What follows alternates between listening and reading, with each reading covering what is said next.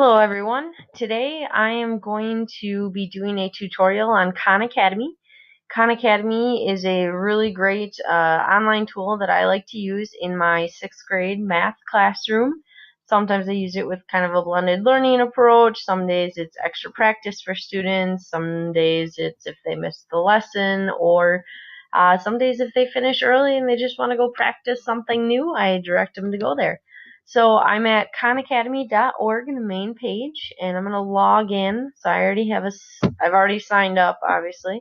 What I really love about Khan Academy is that I can sign in using my Google account, which is great for schools that have Google emails for all their students. This means that students never have to type in an email or anything. They can just click this red Google button. And you can't see it right now, but all that pops up is they're asking your permission to use the Google account. You can click allow or no thanks. And then once I get signed in, it's going to bring me to my home profile page. I did log in under a secondary account. There was no way for me to hide my students' names and just want to protect their privacy. So this is kind of a dummy account, so it's not going to show a lot of students. The first thing I'm going to do is I'm going to click on my username in the top right corner. This is kind of the easiest way to get through some of this extra information. I'm going to click on your students, which will get me to kind of my teacher side of this. What's great about signing in is that I can use it for learning new skills myself, but I can also control the skills that my students are working on. Khan Academy has a really nice getting started coach checklist, and so it kind of walks you through what you need to do, creating a class, adding students, trying the student experience. I love that they encourage us to use this feature. I think it's very important that we know what it's going to look like for our students, and then how are they going to interact with the program. They even have kind of blogs and videos about how to use Khan Academy with your students, and then it wants you to have students log in. So I'm going to start at the beginning of the checklist as if I hadn't done this. I'm going to create a class. Clicking there, click create a class. I work with 6th grade students, and I like to name my classes by colors. So I'm going to say this is math blue, and maybe I'm using this multiple years. So this is going to be the 16-17 school year. I'm going to create the class. I can import from Google Classroom, which is a new feature that's an awesome one to use. I'm going to go the other route though, because I'm going to change it up a little bit and I use my students' names. Since this is a 6th grade class, I like to assign all my students to the 6th grade skills. And then I go back through and I'll create a second class. I like to use this arithmetic essentials. I think that's great for the students in my class who are below grade level or who just need more math fact practice before they focus on some of those on-level skills. I wish they had maybe some different names than the grade level. I never want to assign a 6th grade student to a 3rd grade Khan Academy. That's not very great for motivation and for their self-esteem. Even if they may be at that level, that's something I don't feel good about doing. But some of these other ones, they do have other options other than a grade level option that you can use with students. For my example, I'm going to click the 6th grade. So it's made the class and it's automatically assigned those 6th grade skills and standards. There's different ways you can add your students. You can add students with email. You can import students. You can, for students without an email, if you have very young students who don't use that yet, there's a way. And then there's also, you can share your class code. So a lot of easy to use options for you. I'm actually I have a student in here. So if I click on my all students, I've already added myself under a different email, so I'm just going to add myself to this new class. Now if I go back to my class, you'll see the students in here. Alright, so let's go over the ways, or what does Khan Academy look like. So the subjects at the top left, that's the easy navigating way for me a lot of times, is where all of them come up. So students, majority for math, but they've also got some science, engineering, some computers, arts, histories, test prep, etc.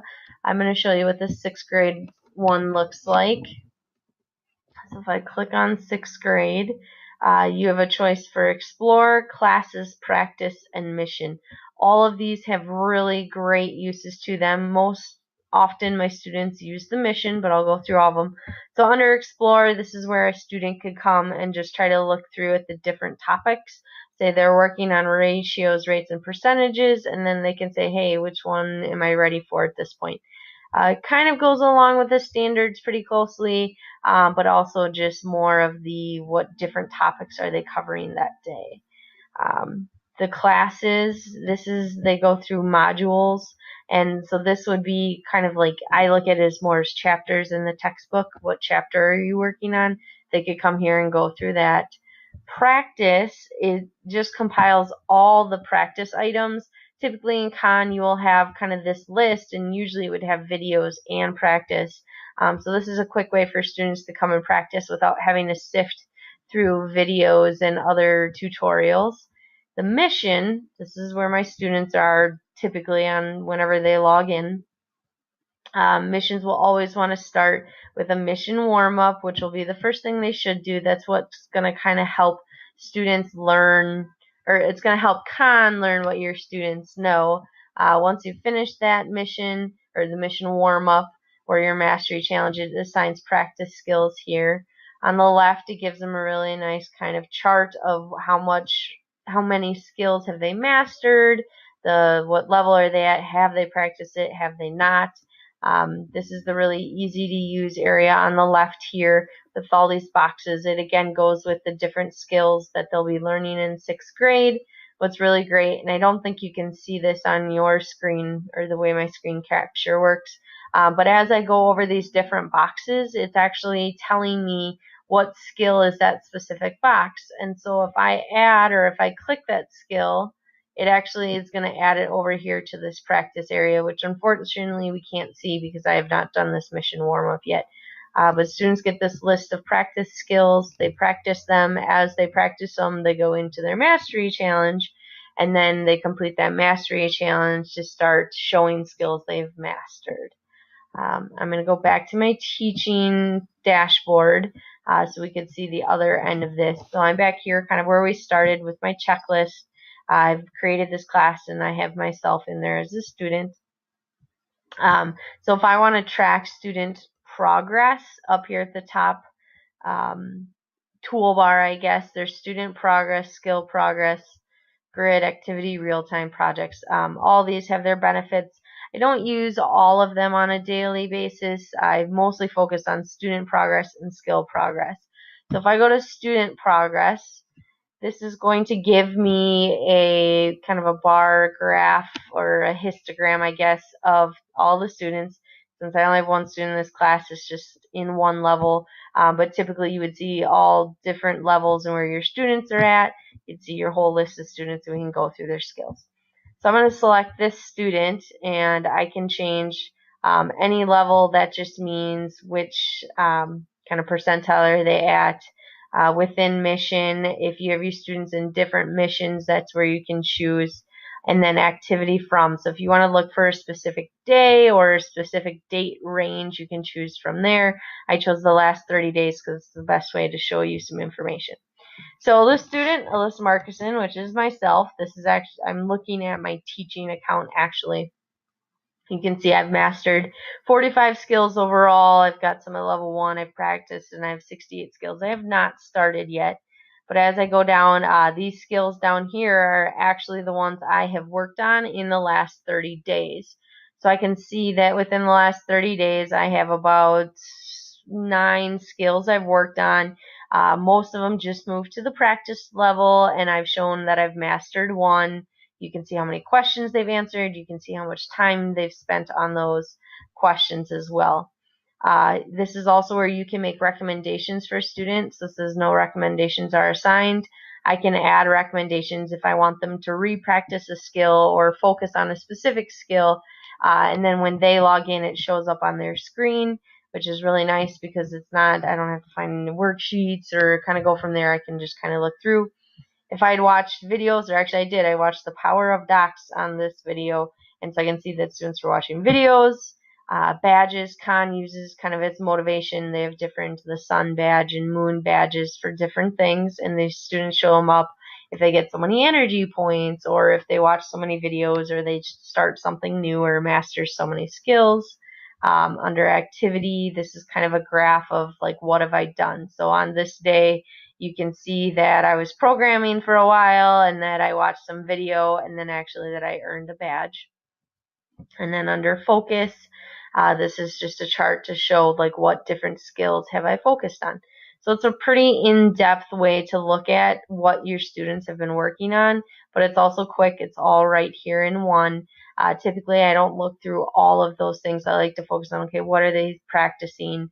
How many skills have they practiced? Did they master, or are they struggling? So that's student progress. The next thing I want to show you is called skill progress. I love this one. If you want a snapshot of a whole class on a topic, this is where you would go. Now again, I only have one student, so under myself I mastered basic ratio, so it's only going to show that. Typically what you would see is you'd have some gray, some different colors of blue here, and that would be showing how many students have practiced the skill, how many students have mastered. Red means students are struggling. So let's see if I can go look at my negative numbers. So here you can see my class, we've been working on this a lot, but it easily shows visually who is or how many students are which way. Now what I can also do is I can click on that skill and then it brings up this chart, and with a whole class of students you would see all of their names and where each student is at. So if I saw a little bit of red in my chart, I could click and it would show me their names right away. You know, plain and simple, it's right there. This is specifically on negative numbers, variables, and the number line. So it's a nice way to look how are your students progressing through. Since I typically, if we're working on negative numbers in class, I ask my students to work on negative numbers on con. So as they're practicing through, I get some pretty good feedback about how my students are performing when it's not necessarily with me that they are practicing. Some other things would be the grid. This one, it's a little more complex, I guess, when you have all your students and you can kind of just scroll through all the different skills and see where they're at. I just prefer to use the skill progress and student progress, activity in real time, or other ones. So I'm going to go back to my dashboard. This is where I'm at again. So we've kind of tried the student experience a little bit, or I encourage you to.